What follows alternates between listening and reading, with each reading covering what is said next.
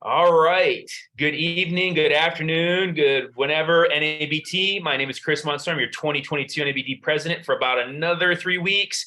And I want to welcome you to one of our first ever Q&As. I am honored, beyond honored, to welcome one of my favorite authors. I use her book Stiff in my anatomy physiology class, which some of you do. We're going to be talking about this book, Fuzz. I'm kind of a super fan.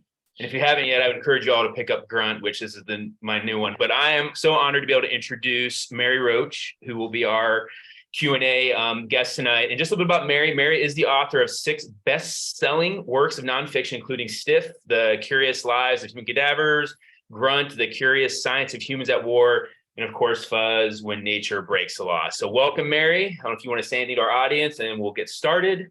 Oh, thank you. Well, I'm really excited to be here. I'm a big fan of biology teachers. You are my people, and so are your students. And so I'm just delighted to have this opportunity to chat with Chris, and also to answer your questions and just spend some time hanging out. So thanks, Awesome. everybody.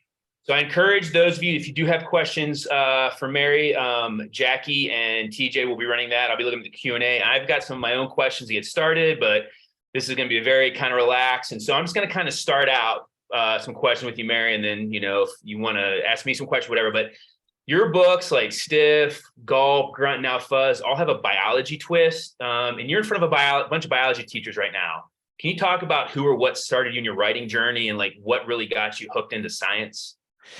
Yeah, sure. Well, I'm kind of sad to say I didn't take science in college. So I kind of thought, oh, I'm going to go out in the world and I don't know what I'm going to do. But since I had no training or job skills whatsoever, I started out doing like copy editing, because, you go to college, you can string words together. And so, but that was a terrible, terrible career move, because I'm not detail oriented. And I'm the kind of person that I look at a manuscript and I go, yeah, I think that's capitalized differently in chapter 4 versus, yeah, who cares? No one will notice, which you can't be that way as a copy editor. So that was clearly not the right field for me. I then did some stuff in public affairs. Again, not good for me, because I'm the kind of person who identifies more with the person who's contacting you and asking specific questions. And I just want to dive into the weird minutia of the question and not kind of do damage control and gloss things over. I worked at the San Francisco Zoo, and I remember somebody called in and was like, I heard a rumor that the cheetah was sucked dry by fleas. Okay, so I'm like, as the public affairs person, I'm supposed to be like, well, that's ridiculous and that's not true, damage control. But I'm instead going like, wow, how much blood in a cheetah, how many fleas? And like of course the reporter's like getting into it, and my boss is like, what are you doing? So clearly not a good career for me. So ended up just general writing, freelance writing for the San Francisco Chronicle Sunday magazine, and kind of just landed in writing about the more health and medicine. There was a magazine called Hippocrates back in the 80s that I started writing for. And I just loved that work, those stories, learning about the human body, learning about physiology. I ended up loving those pieces. And then also wrote, an editor from Discover contacted me. That's just a science magazine. I think it's still around, Discover, but science pieces. And those were the 2 main places I wrote for in my 20s and early 30s. And I loved every minute of it, because it was, I didn't study science in college, and in high school, I really didn't have the most exciting biology teacher. Sorry to hear that. Yeah, well, yeah, no, he kind of sucked. But so it was fun to discover all this, and I just that's where I wanted to stay, and that's where that's kind of what I kept writing about. So yeah. Awesome. So your books often deal with serious topics, in Stiff with cadavers, yet you find a way to bring humor. How do you balance the seriousness with the humor? So how do you find that way to, like, you're dealing with these very deep topics, Yeah. and then,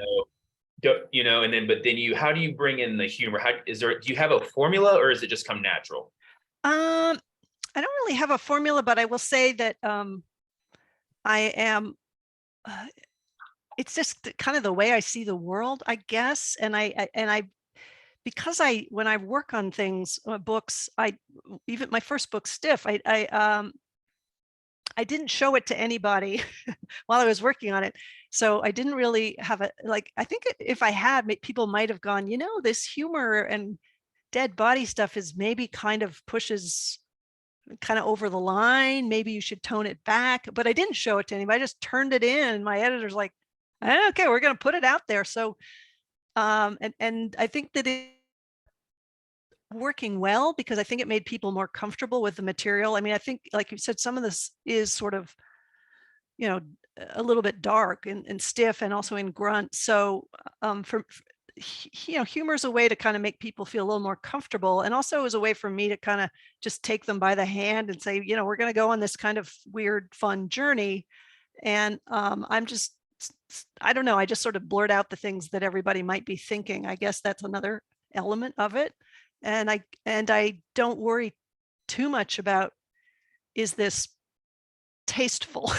Yeah. I don't have a good sense of what's tasteful, what might be, I don't know, irreverent, too irreverent. I just kind of go, I don't know, follow my instinct. So it wasn't really a conscious choice. It's just how I like to report and write. So and then, when the books came out, people seemed to respond to it. So I've just kind of kept along in that vein. It's like if you think of your typical reader, like who's reading, like who do you think is reading your books? Like if you had to, like, if I gave you a piece of white paper, draw me a picture of one of your readers. Okay. What do you think? It's basically, okay. Did you see the movie Being John Malkovich? I think, yeah. But yeah, there's this scene where there's this restaurant and everybody in the restaurant is John Malkovich. Yeah. Okay. My readers, I'm just picturing everybody as me. Like, I mean, they're not, but I'm not really writing for any particular, I'm just assuming if you like my books, you're kind of a little bit like me. So that makes it really easy. Awesome. Great. So in Fuzz, because that's one I just recently finished, you often have a funny story that wraps up with a human animal conflict, and one is usually left dead, right?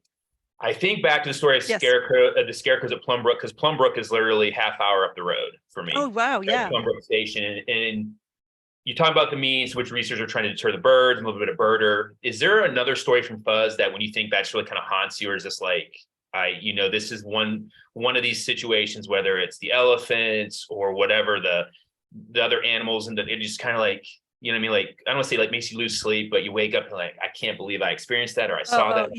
Yeah, not so much something I saw or, but I have to say this was all looking back in, there's newspaper databases where it's pretty easy to do a keyword search. And I just stumbled onto this whole era of a practice called crow bombing. And just the way it was, not just the fact that it was done, thousands of birds that were killed that way, and in PS didn't solve the problem that they were hoping to solve. Just the kind of the way it reported, like it was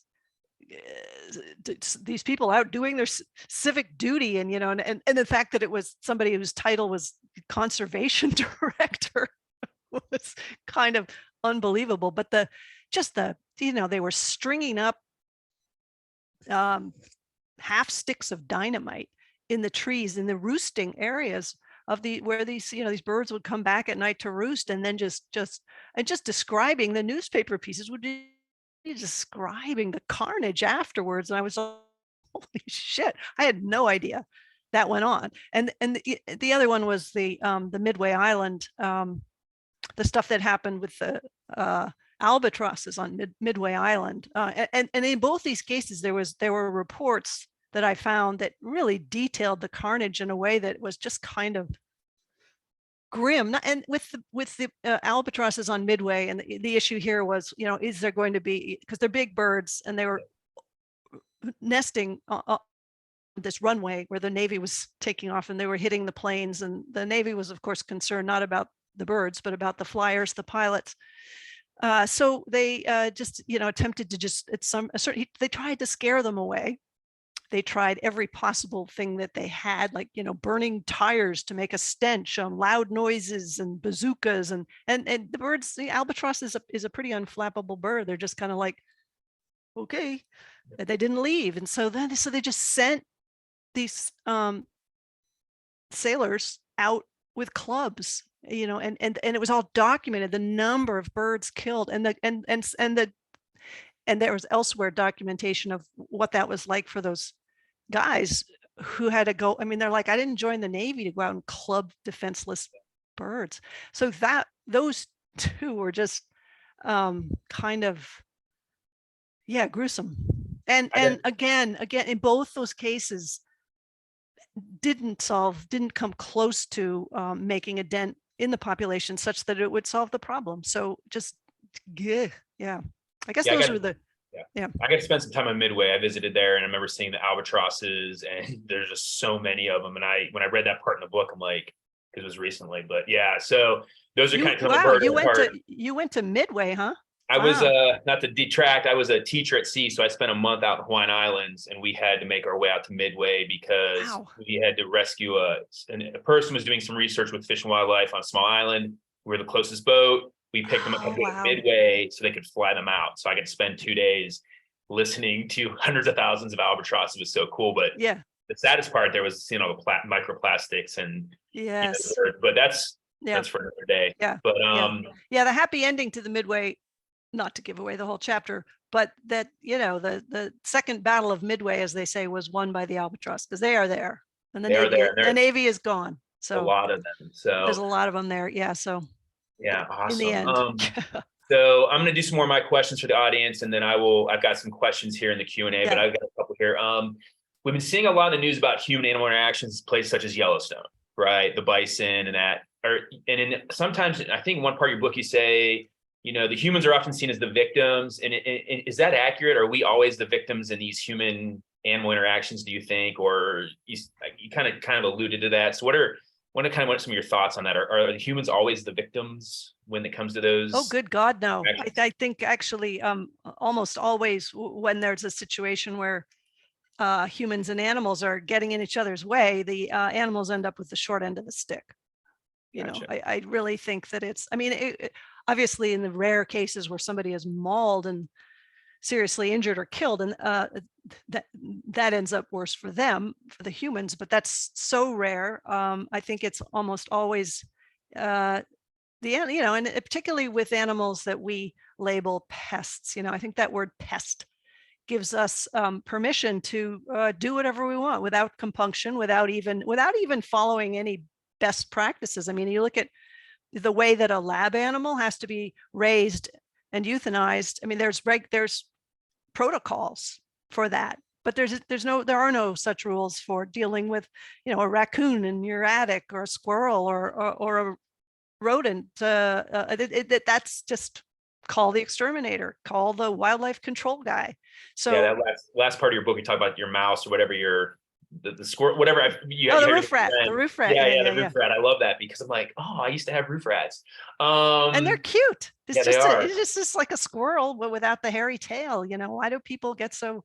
As long as it's not, you just keep it out of your attic. For God's sakes, keep it out, and then coexist. Yeah. So speaking about mauling, you have that one chapter called Maul Cops, MAUL. You describe you learn how to identify kind of animals, maybe attack them based on bite marks, and you kind of were like, you pointed these 2 divots. You were so proud, like, oh, this is a small rodent, and they're like, no, it's the injection molding. So when you go into these situations, when you're dealing with experts, do you find that most people are pretty receptive? Do you come into the world? Have you ever been in an experience where you're like, you see what I'm saying? Because it's something you're going into their realm. Yes. And so I love that part of the book. I'm like, oh, it wasn't. So can you kind of talk about that experience of going and talking to these like experts and? People, I find scientists, researchers, to be incredibly welcoming and patient.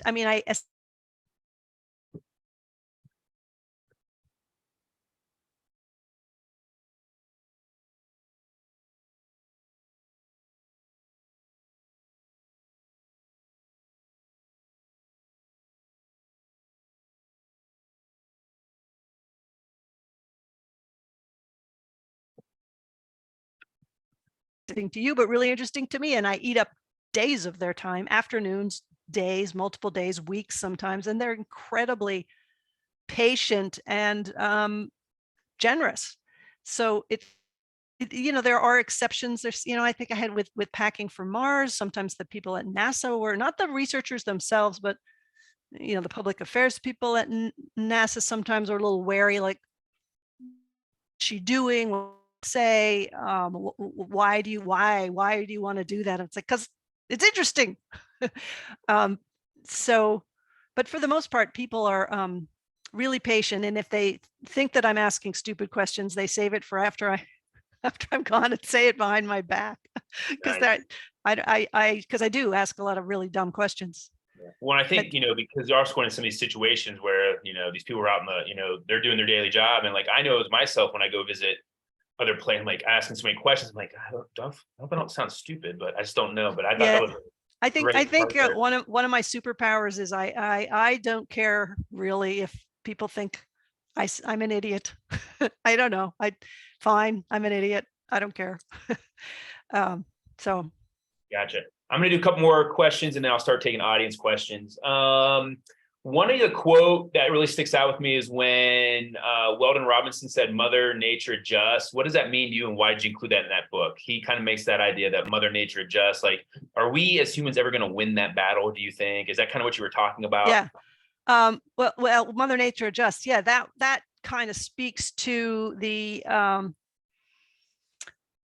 kind of the futility of some of the more barbaric approaches, just like with the crow bombing, like when you take a population, whether it's coyotes or birds or rodents, and you knock the population down, now you've got more resources for the ones that are left. So, it's good times for them. So their broods may be bigger, their gestation cycle may get shorter. They're like taking advantage of the fact that there's more food because the population is lower. So nature adjusts. So now your numbers are back up. So, so fatal or not what's the word I want? Lethal, lethal methods.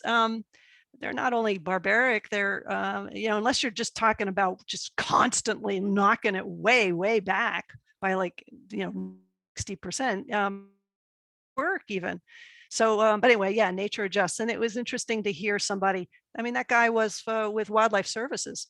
And he was the one, after he retired, who talked about how, the things that we were doing at Wildlife Services, killing a lot of that, poisoning and trapping and all that, just wasn't working.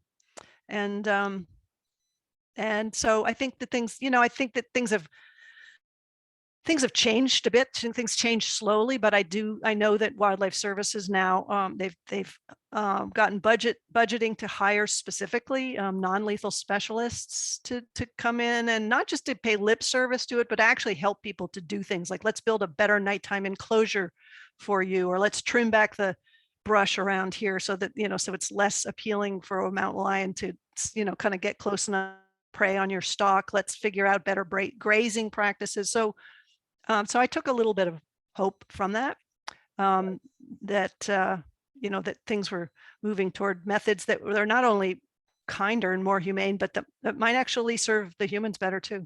Yeah. I'm going to take some audience questions and then I got some more for you. So Tom asked, "Love your books. Thanks. Enrich my teaching. Can you talk about your next book? I don't know if you can do that or." Oh gosh, no, I can't. Okay. It's so it messed up in my head, and I kind of save it for once it's out. It's hard for me to, but it's a book. It's Gotcha. Nonfiction. It's science. Awesome. So TJ, love your work, Mary. How do you write people and characters? Like, do you look for specific traits, objects? Do you worry about portrayal? Do you ever comment on the work? So how do you write people and their characters? Like, how do I portray or choose? Or yeah, do you worry about portrayal? Like, so maybe like I think I'm interpreting this question like, when you're talking about are you saying betrayal or portrayal? Portrayal. So like portrayal, okay. Yeah, so the wildlife officer that you rode with, yeah, like when you guys tracking leopard, I think, or whatever. Yes. There was the guys in India, and then there was the guy in Colorado. Yeah. I actually really enjoy the process of kind of trying to just to describe somebody in a few sentences for the reader, which I think is important to do. I want people to kind of be able to picture the person. I don't want to put a photograph in the book, but I like to give people a little bit of a sense of that person, so it feels more like a narrative with characters and action and dialogue. And some people are really fun to kind of do that with, and other people it's almost like doing a caricature in a way. You're looking for like a couple of traits that kind of bring them to life in a very few sentences. So it's something that I like to do. And interestingly, that's the kind of thing sometimes when you do get feedback, like I remember there was a guy from Bonk who's like, I don't think I was wearing a tie that day. I don't really wear ties. I was like, I think you were. I don't know. Sorry. Somebody else. I gave some guy, I imagined elbow patches. He was wearing a tweed jacket and my brain added the leather patches because he was kind of a leather patch kind of guy. And he was like, I don't have leather patches on. So I have to watch out because sometimes you misremember things, and then people are like, where did you get that? That's not me.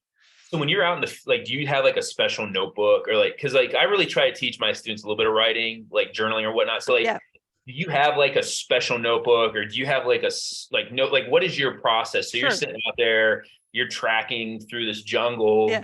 Like can you talk about that, or do you record, or like what's that? I've always got, it's a reporter's notebook, just a standard reporter's notebook, the long skinny thing that says reporter's notebook right on it. Lest there be any question, I'm a reporter. It legitimizes me somehow. So I'm always taking notes on kind of what's going on around me in addition to what I'm hearing. If the conversation starts to cover something that I know I want to get right, especially with something a little bit technical that I'm afraid I'm going to get it wrong, I'll turn on the tape recorder. I have a little Olympus that's, like that long MP3 recorder, which I love. And I always carry a backup tape recorder in case I drop it in the mud.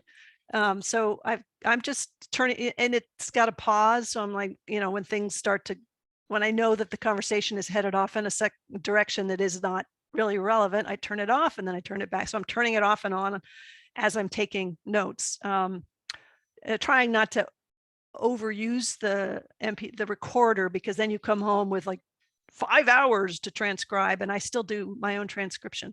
Oh, wow. I like to play it back, kind of brings the scene back to me. And it's just a quirk of mine that I do my own transcribing. I'm probably the last person on the planet to do that, but also I just don't trust the transcription sometimes because it's not, you're in the field and there's lots of background noise, and the sound is not something that always, I don't know, I haven't tried one of those systems in a while. Maybe it's better, but so that's what I'm doing.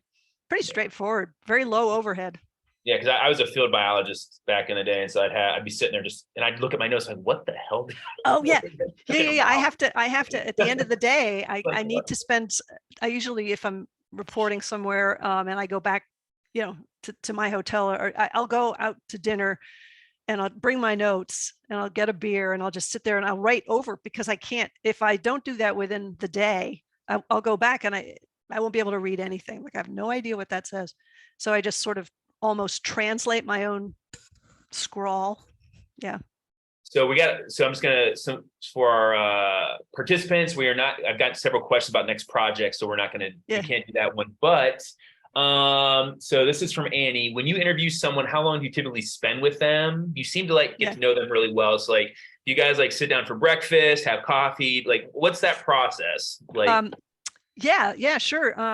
Well, sometimes it's just a phone interview. If I just need to ask a few questions and it's just sort of straight getting information, that's different.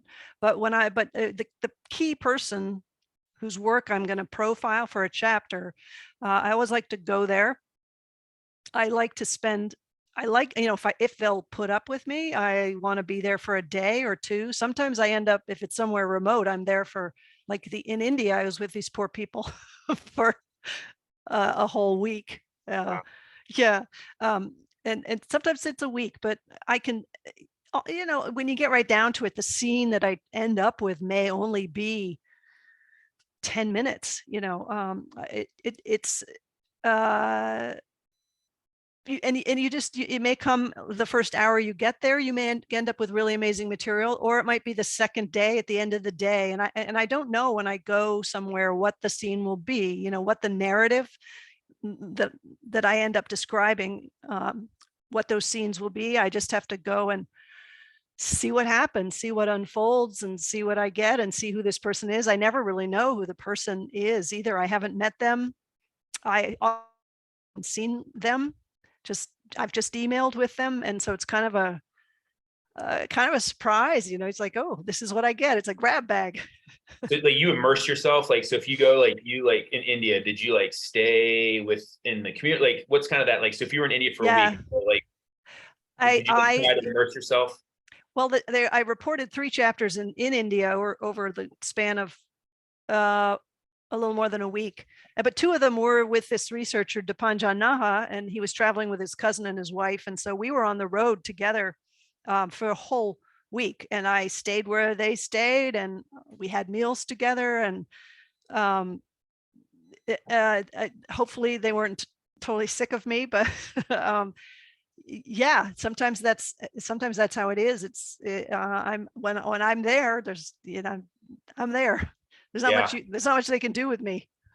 Yeah. And it comes through in your writing, because, like, reading these chapters, like, you're not, like, going back, and you're, like, you can tell, like, you get to know these people, you get to know the situations. And so I feel like I'm there with you, like, hanging out, like, watching you guys eat a meal and talk about leopards or elephants or whatever else. But yeah, that's what I love. That's what when I have that opportunity. But I'm also wary of, if people, researchers or scientists are busy, they're people, you like to pretend you are. No, I'm just kidding. Yeah. I don't want to make too much of a pest of myself. So I try to be respectful of their time, not to kind of take up too much of it.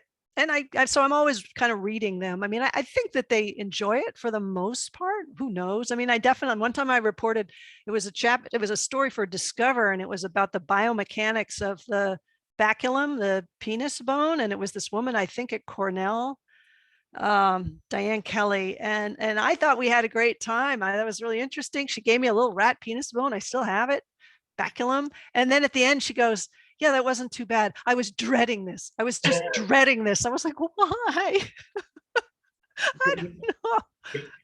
I think, like, people don't, like, science, they don't want to maybe, like, brag about themselves or something, or, like, but yeah, I was a little intimidated when I first got on the call with you. I'm not gonna lie, but this is that's always so funny to me, because I just think of myself, I don't know, just that anybody be intimidated cracks me up. Yeah. So this is from Suzanne, 25 plus year biology teacher, now studying science writing. Any advice on getting started, getting published? So if you've got some people out there that want to get published, so, like, what was your so your very first book, or your first thing, like, kind of talk about that evolution. Like, did you have to go find somebody? Like, kind of talk about that process, because for many of us that are not, might be used to publishing, like, in scientific journals, publishing a book is a little different, right? Yeah. Well, I did for 10, 15 years, it was magazine pieces. The terrain has changed a lot, so it's kind of hard. I mean, I don't know if this person is curious more about science writing in general or books. It said science writing. Science writing. Well, one thing I did not do, there's a couple really good one-year programs in science journalism, science writing. One of them is it's called, I was going to say twerp, but it's not twerp. It's shit. It'll come to me. It's at NYU. So Suzanne, just Google NYU New Right. NYU, yeah, I think it's NYU. I'm pretty sure it's NYU, not Columbia. Smurf. No, it'll come to me. But anyway, I can't believe I'm blanking on it. Sherp. Okay, I got it. Sherp. Okay. Maybe we're throwing out book titles. Slurp. It sounds like a Mary Roach book. Sherp. It does. Okay. SHERP. There you go. Brain fart. So that's there's a bunch of really good science writers that have come out of that program. I've talked there a couple times. It's a really good program. Not cheap, but it's a great program. People make great connections. They come. out of there, and they have, they're sort of well set up. It's a great program. There's one at UC Santa Cruz has one as well. So there are a number. There's probably a bunch more now than there She were. just added into the chat that she's doing one online with Johns Hopkins. Oh, So, fantastic. Fantastic. Yeah. I'm sure that's a good one. I mean, John Hopkins, that'd be great. And the thing with John Hopkins is, like, I'm sure you've got this tremendous resource of access to all the things going on there. Oh, there's a link. Yeah. So those programs are really great. The other thing that they do is they don't just teach you writing. They teach video. They're teaching multimedia, podcasting, documentary. They're multi-platform. So you kind of can hopscotch around, and you learn a lot more than just the writing and reporting. So those programs are really worthwhile. I mean, I didn't start out that way. I just started by pitching, which is what you used to do. You'd write to an editor, go, hey, I write a pitch letter, which I guess now is done by email. And this is the story. This is what I'm proposing, and send a writing sample. And sometimes they go, yeah, go do it. And but now there's so many more opportunities. There's a lot of good websites online that, the money's not great, but as a way to just get started, to get clips. It's not like you're clipping them anymore, but as a way to just get published material that you can then show other editors. There's a lot of good opportunities, a lot of good science sites, and also you can build a following on Twitter if it survives. Well, that's another discussion. Yeah, that's another discussion. But there's ways to kind of build a following, and then from there, like, I think of that woman, Beatrice Biologist, who's does wonderful illustrations and also educational stuff. She started online, and then she ended up with a couple of really delightful books that she draws and writes, and they're for young readers there, but I end up learning a lot from them. So you kind of establish an audience, and then publishers sometimes come to you about turning it into a book. Another thing that comes to mind, Randall Munroe, XKCD and What If, those really wonderful, quirky compilations of his column. He now has a couple of best-selling books that are compilations of his. Where does the column run? Anyway, it's easy to find. Randall Munroe so he's another good example of that. So that's where things, the landscape has changed a lot since I started out. I got involved in writing books because I wrote a column for salon.com, and I had an agent had seen it and contacted me. So that's not very helpful for people. Yeah. But an agent is really important. And for that, a book proposal, I mean, you don't have to have there's no kind of requirements for what you have to have to write a book. You need to sell an agent on the idea. You write a proposal with a sample chapter, and that just says, this is what I want to do. This is what I'm envisioning for the book. Here's a sample chapter. And then if they like it, they take it out to different editors at publishing houses, and they sell it. And that's what happened for Stiff. Yeah. So it's a process. It's a process. It's doable, though. I mean, that's the other thing about books. I just for years thought, oh, I'll never be able to do a book. I don't have an important big topic. I don't know, and so it took a conversation with this agent, and he was like, no, that's not true. Why don't we, let's look at your column and see which ones people seem to respond to, what hit rates were highest, and why don't you explore that? And so it was, so I always encourage people not to be intimidated by the idea of a book, because it really is a fun. A book is, they just sort of set you free for a couple of years. You go down whatever rabbit holes you want, and you're free to kind of do it in the way that you want, and it's tremendous fun. Awesome. Yeah, it sounds like those that, and I think Suzanne said, thank you very much. So I got some other questions here, and then I'll get some to mine. What does a typical day of writing entail for you? So this is from Tony. So what What's a day when you're gonna Yeah. write? So like kind of like we're Oh, like on the yeah. outside, we're on the outside looking in, right? So It's really boring. It's me, right? Well, these days I write in the morning in my office. I've got coffee is essential. And I work in an office with, there's a bunch of other writers. We all have our own little offices, but we share a kitchen. And so there's a social element that's there, which is nice because writing can be very isolating.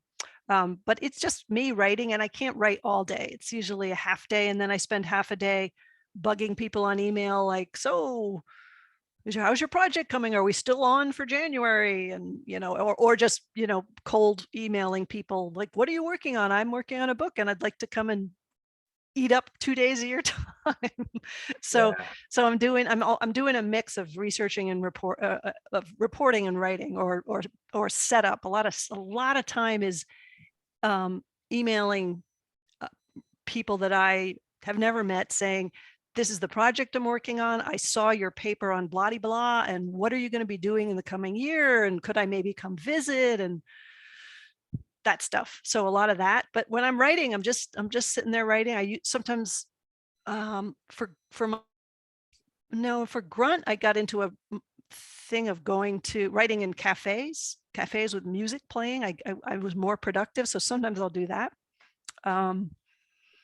Airplanes are good, trains are good, but my most of the time sitting in my little office and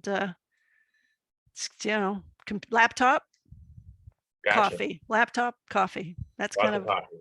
and my file folders. I'm very analog. I print stuff out. I've got a folder and I'm just digging through papers. I'm not using Scrivener and all those other wonderful tools that everybody else has discovered.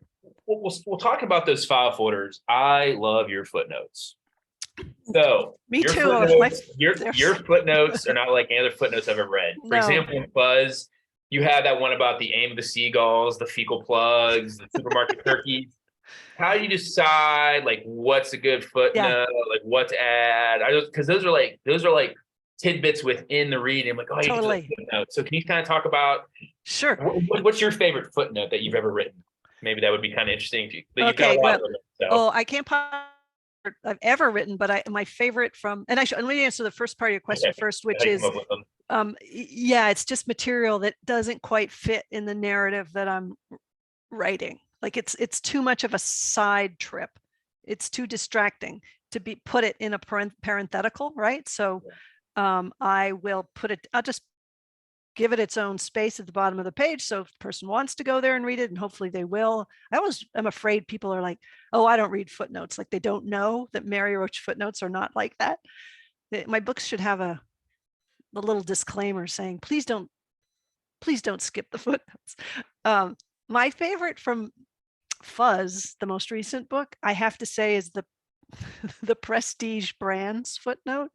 I don't know if you got to that one, but like there's so many of them. But okay, for the audience may not have quite read the book yet. Can you just give us a quick? So Prestige. Okay, so Prestige Brands. I wish I had the book here. I would just read it to you. It's kind of hard. Okay, I was writing about how the U.S. military worked hand in hand with the pest control people around World War II to figure out new compounds to kill rats because there was short supply. There was a shortage of the supplies used in pesticides for rats. So the military, the people who came up with chemical weapons, they're like, we've got some candidates, and one of them was, I believe it was ricin, but they called it Compound W. In the military records. They called it Compound W. And I was like, there's a wart remover called Compound W. And I thought, did the people at the wart remover know? Did they know that this was like this lethal? When they so I wrote to ricin. Compound W is now made or distributed by Prestige Brands. They make the wart remover. And I tried to get them to comment on this and they completely ignored me. I wrote to them, I called them. But anyway, I did this footnote and I said, while we're on the topic of inappropriate names, let's look at some of the products that are Prestige Brands, because it's not just the wart remover, it's the enema, it's the one for lice. It's like every chemical remedy for disgusting human conditions. That's prestige brands, which, I mean, you have to kind of have to read the footnote, but the list of the last one is that they make that I had in the list was Boudreaux's butt paste. Like, I don't even know what you use butt paste for, but anyway, it was just Nostrilla was one of the I mean, they were all just embarrassing, gross products that they called prestige brands. And they sound very prestigious too. It's very prestigious. So I, you know, I'd love to know if the people at Prestige Brands ever read that footnote. I don't really care if they did, but it would be funny. If anybody knows anybody working there, maybe they should send that to them.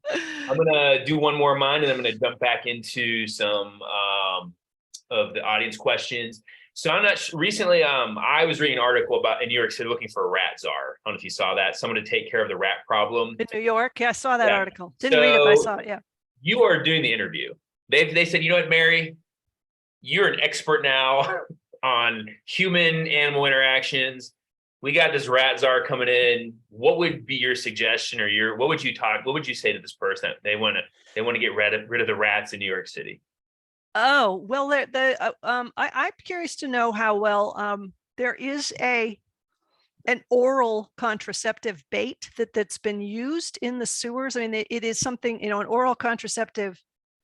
It doesn't work well for a lot of nuisance animals because how do you make sure they're all going to get it? How do you make sure that one animal doesn't need it? I mean, an oral contraceptive is a challenge, but in an enclosed environment like a sewer where you're going to put this stuff out, it could, it has potential. And I know that New York did. I think that New York was one of the cities that tried, and of course I'm forgetting the name of the product, but I'm curious to know. Is it Prestige products? I'm just kidding. It's not made by Prestige brand rat killer. No, not killer. Gotcha. It's a birth control. Yeah. I'd like to know how that's working for them. I'm curious. Maybe was it Gonacon? No, I think that's a different one. Anyway, because that is these birth control, whether it's, I mean, usually it's not an oral bait. More often it's like an immunocontraceptive vaccine, which has its own challenges because you often need a booster. So you got to it has to be an enclosed, a limited population, like the horses on Assateague Island. They've used it on those. But anyway, I would want to follow up with the rat czar about the how that's going with the contraceptive if they're using that. So do you think just going into and trying to use pesticide or rodenticide or I mean, do you think it's feasible to remove to get that? I mean, you've been in some of these situations for them to eliminate or reduce that population to where they probably want to get it. One thing that kills me, and this always happens. I put a book out and then somebody go, how come you didn't cover this? This kills me. I should have, if I'd known about this, I would have covered it.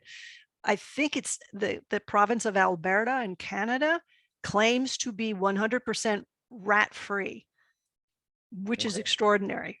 And I don't know how they did it and how they're maintaining it and if they're maintaining it. So that would have been really interesting to me. I don't know. I don't know how they did it. I don't think they were doing something like a gene drive because this is going back. Started in the 30s. Okay, that's amazing. And is it still? Are they still rat free? That's the good thing about having a bunch of biology teachers on the chat. They've got. You might have the researcher on here. Interesting. Yeah. So that that would have been really interesting to me to see, because that's what New Zealand would like to do with its stoats, possums, and rats. To keep all of their flightless birds and many reptiles from going extinct. They are trying to do that. It's really hard to do though. You get down to the last ones, the ones that have maybe nibbled the bait, but decided, oh, I don't like that. Then they're not going to take the bait, to even find the last ones. Because if you don't get them all, they're just they're going to surge back. So kills me that I didn't go up to Alberta. God damn it. Next book, rat. Yeah. So I have a question from the audience from Chelsea. Your book, Stiff, was important. It had a family member who died. They decided to donate the body to the university. As a grad student, I taught anatomy physiology with cadavers and introduced your book to my students. Now I teach microbiology and use gulp to teach the importance of understanding microbial metabolism.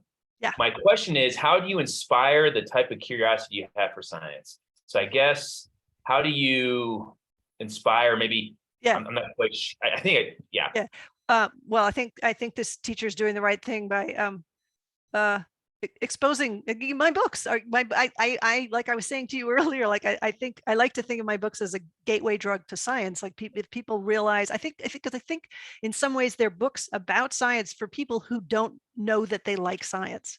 They're people who, if you said to them, this is a science book, they'd be like, oh, I don't want to read it. But then if you say, well, this is a book about cadavers and it's kind of funny and weird, and they might go, oh, I'll try that. Do you have any stats on how many people how many teachers use your books? Because I know for myself, like I know lots of people that use Stiff in their class. I don't have any stats, but I know that it's quite, I mean, I hear from people often enough, and I know that it does get used in high school, sometimes in anatomy classes. Yes. And that's fabulous for me. Well, I mean, it's great. I teach environment society, so I'm going to be using some of the stuff from Fuzz, because when I teach that course in the spring, we talk about human interaction and and so I'm like, oh, perfect chapter here. So I really do think like within the biology community, a lot of educators, because your books are accessible for our students. I teach high school, but like it's written in a way where it's like this makes sense and it's cool and it's gory and it's gross. And so I'm going to ask one more question, and then because this one I want to say for last. You talk about this bear in Aspen who kept breaking into the homes called Fat Albert, right? Yeah. And you posed a question: would coexistence become a possibility or a policy? So my question for you, and I'm sorry I'm asking you so many questions, it's the teacher in me. Yeah. How would you answer that question? Do you think coexistence is going to be a possibility, or will it be a policy? What do you think? Well, the reason I mentioned Fat Albert was a bear that broke into a lot of homes and cabins, but Fat Albert he was sort of a gentle, kind of polite bear, and he didn't trash the place. The people would go like, he didn't even knock anything over. And so they were sort of protective of him. They didn't call in Fish and Game, Fish and Wildlife. And so, I was thinking if the Fat Alberts are the ones that survive, the ones that are really aggressive are the ones that get put down by Fish and Wildlife, maybe it's at a certain point, bears maybe will evolve toward, in the direction of greater, less aggression, like there'll be more Fat Alberts, and that maybe bears one day will kind of be just like big raccoons, and then we can all just go like, oh yeah, there's a bear in the backyard, and he made a little bit of a mess, but it's cool, so I was just sort of really fantasizing that could kind of be how things will go, but it's tough because there's when you get right down to what the liability issue. So if you're Fish and Wildlife and somebody calls and says, look, this bear's been breaking into homes, gotten a tussle with someone's dog, this is happening over and over, and if they don't take care, if they don't remove the bear or kill that bear, and then a human is killed, now they're legally liable. And there's been some big payouts, and there have been cases where the Fish and Wildlife agencies have been like, okay, we'll monitor it, we're not going to go in and do anything, and then something happens, a kid is mauled, and then they're sued. And so liability, as in so many things today, liability plays into it, and the agencies are in a bit of a pickle. They've got a lot of pressure from the public to not harm animals, and on the other hand, to keep the public safe. So they're trying to walk this line, and it's tough. So coexistence, it'd be nice. And I think that, compared to where we were 100, even 200 years ago with the bounties and the large scale slaughter, we have come a long way. And I think that hopefully, that will continue, and there's a lot of good work being done in fostering coexistence, like conversations between say, ranchers and agricultural people and the animal protection people to sit down and not just yell at each other, but come up with solutions and compromises, and those are facilitated by people who know how to bring two groups together that don't normally sit down and talk, and to get them to listen and brainstorm. So those coexistence groups, particularly, they mostly it revolves around large carnivores. There's people who work in the wolf, the whole wolf thing is quite fraught. So I like to think that we can move closer to that. It's a tough one though. Yeah, well, and like I said, that's why I think like a book like yours, Fuzz, is important, because it does show that you can coexist. Yeah. But we've kind of created the problem. Yes. It's yeah. And so, yeah. And as I teach my students, all environmental issues are economic. Yes. So yes. Unfortunately, but I think like reading through your book, I'm like, the people that you're interacted with, and sometimes you find that some of the best conservationists, they know those animals. Like they may have been, I spent time in Thailand and I was working, it's a hornbill, and the poachers they figured out they could make more money taking people birding as opposed to poaching. Yeah. Yes. And so you hear a lot of these stories where sometimes it's economic. So anyway, exactly. Yeah. Yeah. So give somebody a different economic opportunity. But yeah, I think, we are the problem, but we are also the solution. It's a lot easier to change human behavior than it is to change animal behavior. You can try to haze bears and good luck. The solutions that are animal based often are of limited effectiveness. But if you can you change the economics or just educate and really educate, not just put a sign up, but really sit down and say, this is what's happening and this is why it's happening. And here's a simple thing you can do. And this is why it matters. And some people are really good at that. The bear bitches, in Snowmass, they've done great work. There's very few bears that are shot there. Killed. It comes down to education. And I think you can agree that if you have an uneducated populace, they're going to continue to do things that are going to be negative. So, well, I don't see any more questions in the chat. I've got one more. Yeah. Sorry, I was hogging the interview here. So I'm a high school teacher. I've got students that are going out into the greater world, and you've probably experienced a bit more. What advice would you give a high school senior right now that maybe wants to go and do what you do, or do science, or like go down, like I want to be like Mary Roach. What would Mary Roach do? Right? They got the wristband. What would Mary Roach do? What would be your like suggestions or something like that? Or like, what would you say to a high school kid that's just sitting down there and, what should I do? Yeah, that wants to do science or that wants to do science writing? Either one. Let's go with the science writing first, and then maybe we can do the science one. Well, I would say you don't. What would the right direction is not what would Mary Roach do, because there is a Mary Roach. You want to be the person that other people are trying to be. When I started out, I wrote Stiff, and it was kind of a weird ass book. It's like this cadavers, but it's funny. It's kind of, and I think that's why it was successful. Is it was unusual and it was unique. So I really urge people to follow their curiosity and their interest and just be themselves, because everybody is a unique and really interesting individual. And so just find a way to follow that, and people will respond. People will like it. So don't worry. Don't be like, I've heard that this kind of book is popular. I've heard that, so I'm going to try to do that. Just, do follow your curiosity and your passion. It sounds really trite to say that, but if you really stay focused on what makes you happy and what makes you satisfied, what makes you laugh, you're going to have a good life. So, and you can make it happen. I really think people can do what they want to do if they just decide that's what I want to do. You got a lot of time to do it. You're young. My first book, I was 40 when my first book, Stiff, came out. So you got a lot of time to figure it out. Don't decide, I don't know, I'm going to go back to law school. I'm going to go to law school. Nothing wrong with not to bash law school, but figure it out and do it the way you want to do it. And because then it won't feel like work.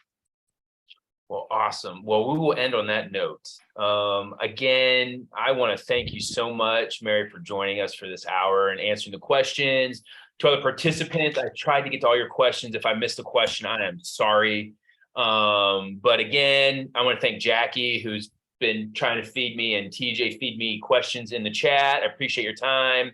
And again, for NABT Frozen's event. So Mary, many thanks to you. I hope you realize how many students you've probably impacted with your books. You probably don't know, but thousands upon thousands know who you are, and we appreciate it. So I just want to say thank you to everybody that's out there. Thank you for hanging out with us. And again, NABT is just grateful for your time. So Oh, thank you. Thank you so much, Chris. Thank you, Jackie. And thank you to everybody who's out there listening.